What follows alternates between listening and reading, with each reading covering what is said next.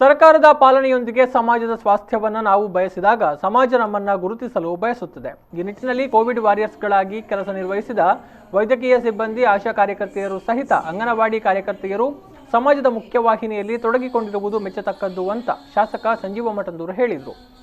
ಮಹಿಳಾ ಮತ್ತು ಮಕ್ಕಳ ಅಭಿವೃದ್ಧಿ ಇಲಾಖೆ, ಶಿಶು ಅಭಿವೃದ್ಧಿ ಯೋಜನೆ ಹಾಗೂ ರೋಟರಿ ಕ್ಲಬ್ ಪುತ್ತೂರು ಯುವ ಸಹಭಾಗಿತ್ವದಲ್ಲಿ ಕೇಂದ್ರ ಸರ್ಕಾರದ ಪೋಷಣ್ ಅಭಿಯಾನದ ಯೋಜನೆಯಡಿ ಇಲ್ಲಿನ ಮನೀಷಾ ಸಭಾಂಗಣದಲ್ಲಿ ನಡೆದ ಅಂಗನವಾಡಿ ಕಾರ್ಯಕರ್ತೆಯರು ಹಾಗೂ ಮೇಲ್ವಿಚಾರಕರಿಗೆ ಮೊಬೈಲ್ ಫೋನ್ ವಿತರಣೆ ಹಾಗೂ ಕೋವಿಡ್ ವಾರಿಯರ್ಸ್ಗಳಿಗೆ ಗೌರವಾರ್ಪಣಾ ಕಾರ್ಯಕ್ರಮವನ್ನು ಉದ್ಘಾಟಿಸಿ ಮಾತನಾಡಿದರು.